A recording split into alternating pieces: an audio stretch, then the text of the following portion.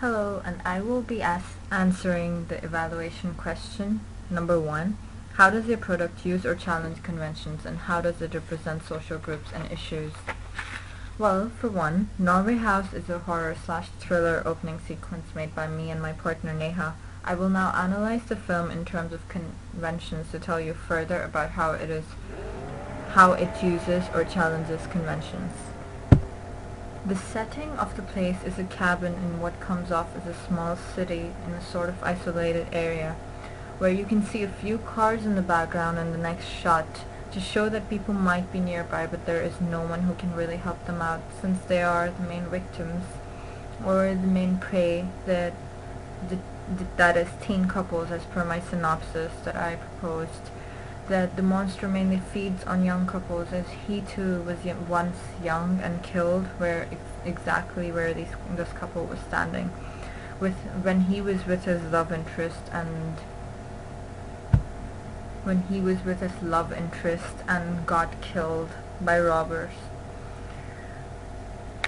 And now he is a vengeful spirit that resides in that same place. We felt like we would be able to make a good horror/thriller towards the end of our research. I personally love horrors and thrillers and knew this was the right choice for me. After watching a lot of openings of movies I had already seen before, such as Durham County, Seven, Zombieland, The Interview, 50 First Dates, and researching a lot, I realized that I was still more interested in horrors and thrillers than my second option, that was rom-com. Hence I decided to take upon this genre with my partner. In Norway House we combined two genres, horror and thriller. We first came up with this idea after we did some audience research, because after that I thought to myself, if horrors and thrillers were so popular amongst our audience, why can't we just combine them and make our own opening sequence for our main task? We are pleased with our decision, as it made our audience want to watch the rest of the movie and watch the genres develop further. Luckily, there is not much of a difference between horror and thriller, which helps me stick to conventions and not have them contradict as much. I will now talk about the technical codes or music. Well, basically, first, music and sounds, the conventions that are followed in the thriller and horror genre. Sounds like ambient diegetic sounds, for example, the footsteps that you hear or the birds singing, are often followed in horrors and thrillers.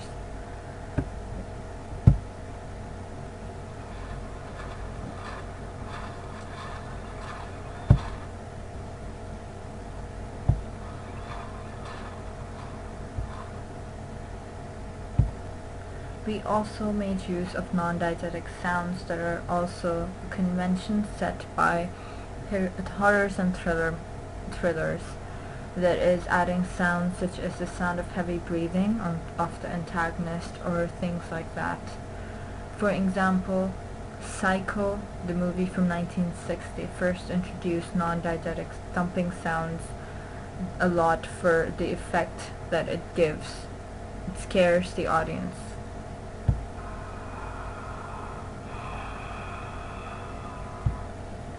The eerie and constant low beats of the soundtrack added to the suspense highly, but not enough to distract the audience from what's on screen.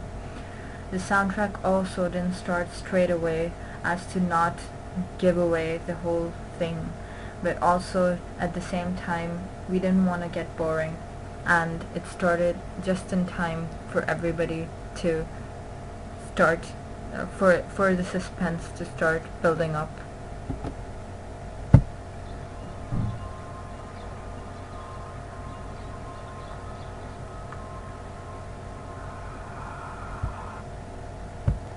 The diegetic sounds were loud throughout the film, following conventions yet again, but as the suspense started building up, the ominous soundtrack was removed, leaving only the loud ambient diegetic sounds of the birds, which ramps up the tension and suspense and sets the stage for one of the horror's oldest conventions, the jump scare.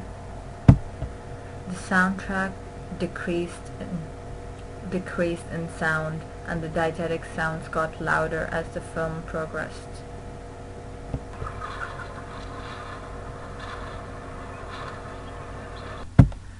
The reduction of the non-diegetic soundtrack helps to build up tension and really starts scaring the audience and prepares them for the jump scare that is to follow.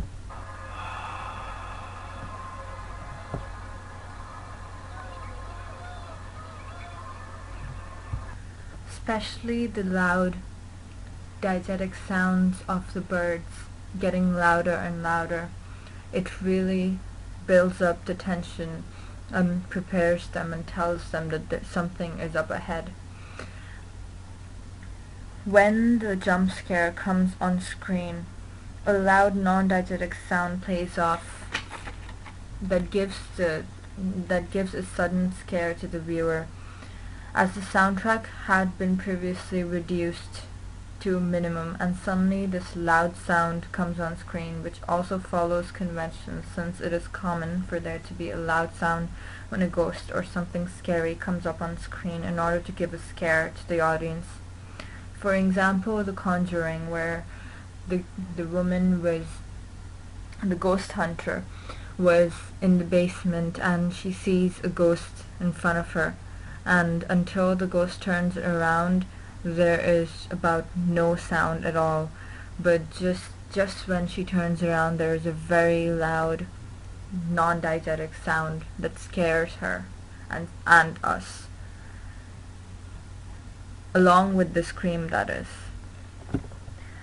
Silence is another convention that we followed that is very thought-provoking and adds to the suspense. If we had them talking, the audience would not concentrate on what we wanted them to concentrate on, and would get distracted and start concentrating on their conversation instead. Next up is the cinematography, the camera shots, angles, movements, etc. Well, panning is often shown in the beginning of thrillers to particularly show us the group of people we should be interested in the audience, like in Our Second Shot.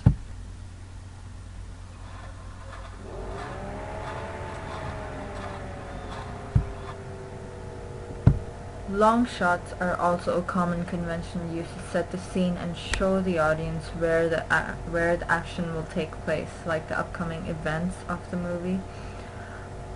We had a long shot pan just here, as well as a long shot of them on the bench after that, to help the audience see the place that the action is going to take place in.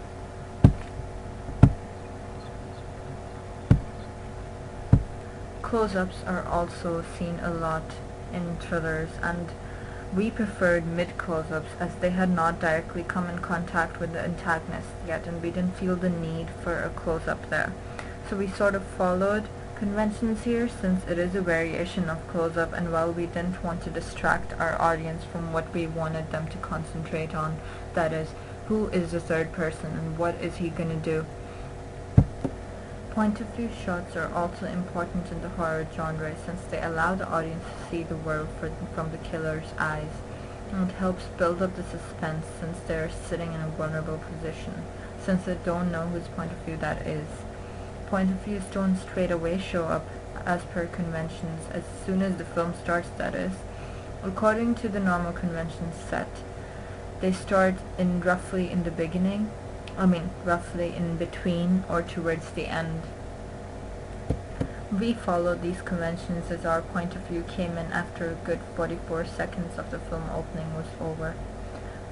There is a great example of a point of view shot from Evil Dead, when Ash was running around the house and there was a very long point of view shot there.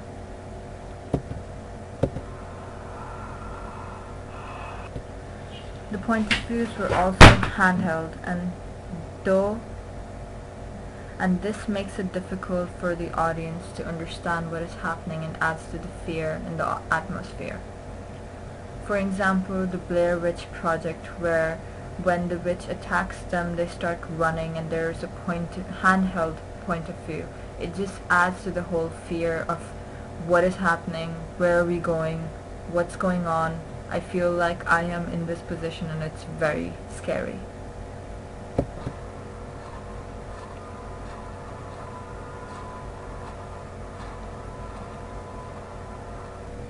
A quick quick mid-shot of the antagonist makes him more terrifying, as people don't know what he is and can't tell and are always afraid of what they don't know. And since they're always afraid of what they don't know, it just makes it all the more terrifying.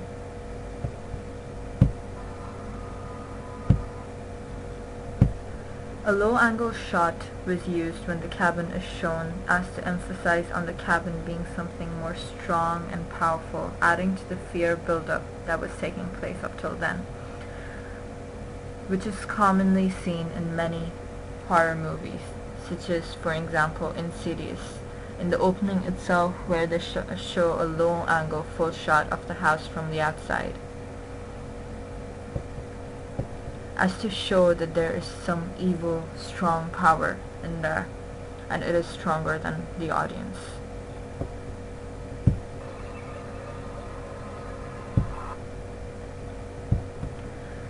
Jump cuts are a common normality between thrillers, and they help the audience to show, to try and understand what the story will be like later. There's a jump cut from when the monster appears on screen to the title of the film before he even touches the guy, which follows conventions and makes the audience wonder what happened, which makes them or drives them into watching the film to find out.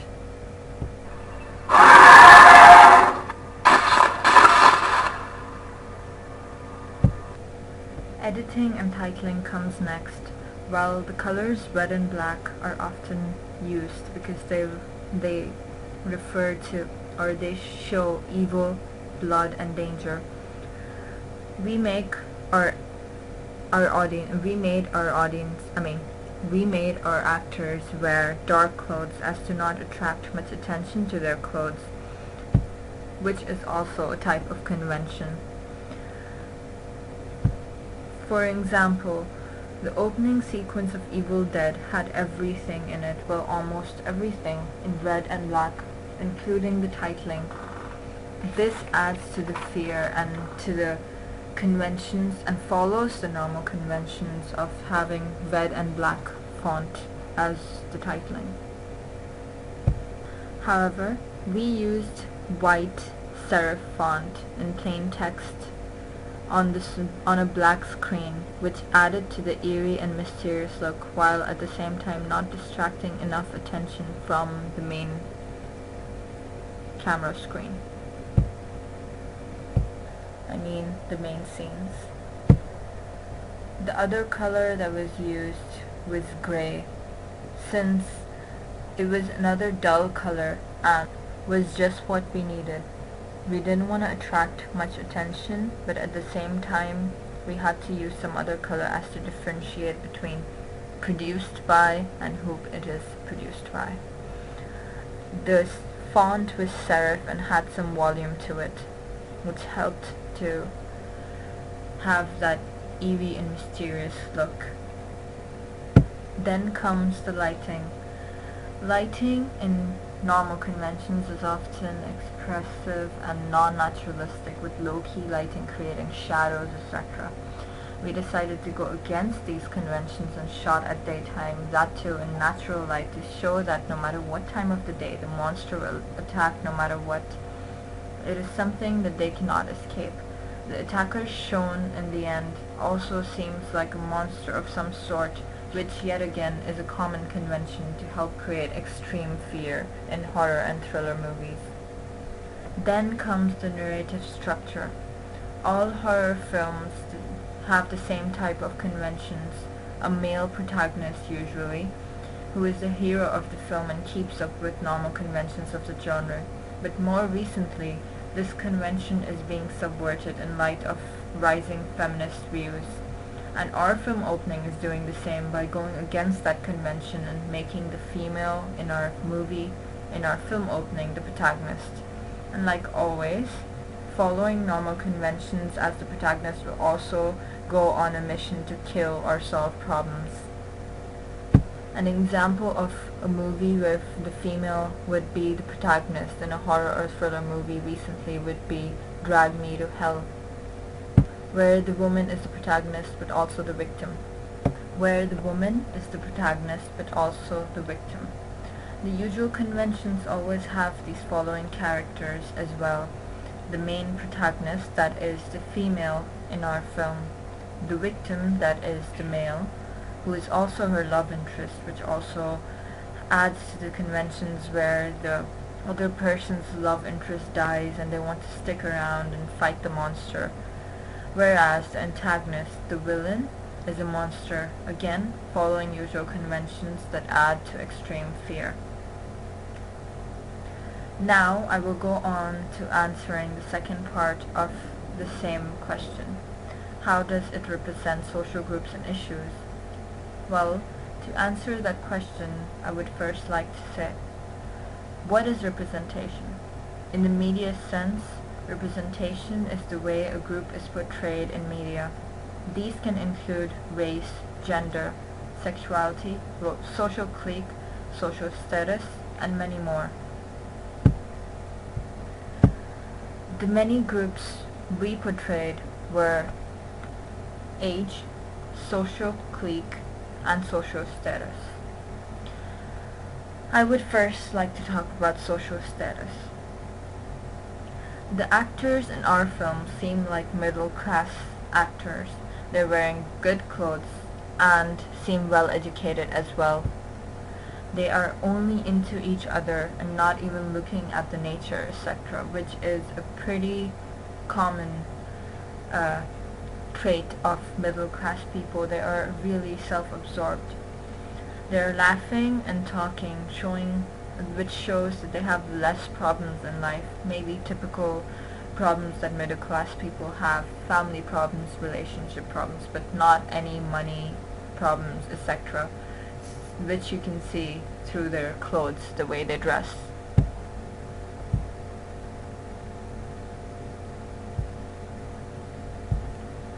Then comes social clique.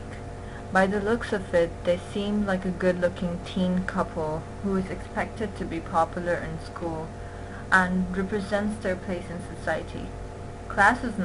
It is important to remember that class is not the only social group that exists. Another one that exists is social cliques. It isn't really a type of position, rather a grouping of position, like where a person belongs according to what they do and say in society. Like they look good looking and really into each other, which seem like they don't really care about anything else. The fact that they're there trying to prove to be brave not only shows that they don't believe the stories about Norway House, but also that maybe they thought it was pretty cool to go there, even though they weren't supposed to. And the simple yet good clothes show that they are probably one of the popular kids, like fashionable clothes that they're wearing, and they definitely confirm to stereotypes as being one of the popular couples trying to prove themselves and then getting attacked in horror films.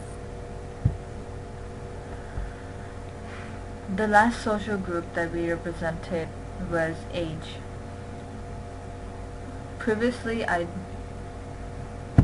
meant to say our horror film, but anyway, previously that's what I meant to say. And the last social group was represented was age. They are young teens, a young teen couple, which you can see through their clothes, their actions, which adds to the whole teen bit.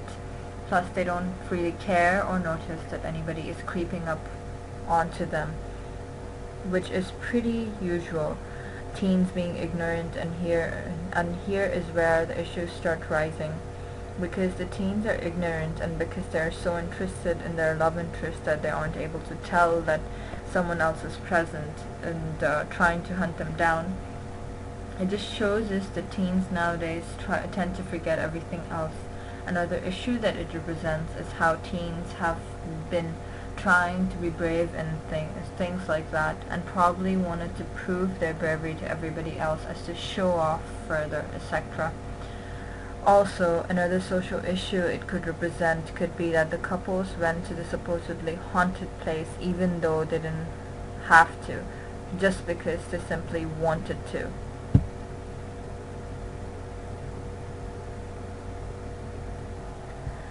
They probably planned on doing a lot of crazy things together, which is very common in couples nowadays.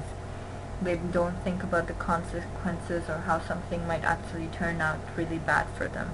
The couple could have gone anywhere else for the date but chose to go to that place because of their stubbornness and probably because they wanted to prove something, and despite knowing that it is negative and hearing people's warnings, they went for it. Hearing older people's warnings, that is, which is very common nowadays. It is a common social issue nowadays that couples, teens, end up doing things that they like or things like this to try and seem cool as to prove that they are better than other couples or teens, which could be what which could be to prove that they aren't scared or superstitious or anything of that sort. And since things like that lead the popular kids to have a bad reputation, and maybe because they thought that it wasn't cool to be scared or superstitious or believe things like this, and they didn't want to seem like cowards or something and went ahead to go and do it because they wanted to. This is a common representation of social issues nowadays, where teens will only do what they want to and will not care about the consequences or what people tell them to do or anything else, and teens being stupid or ignorant because they think that they know a lot, and they think that they are mature enough and that they're old enough to do things, or etc. And this ends the answer to my first question.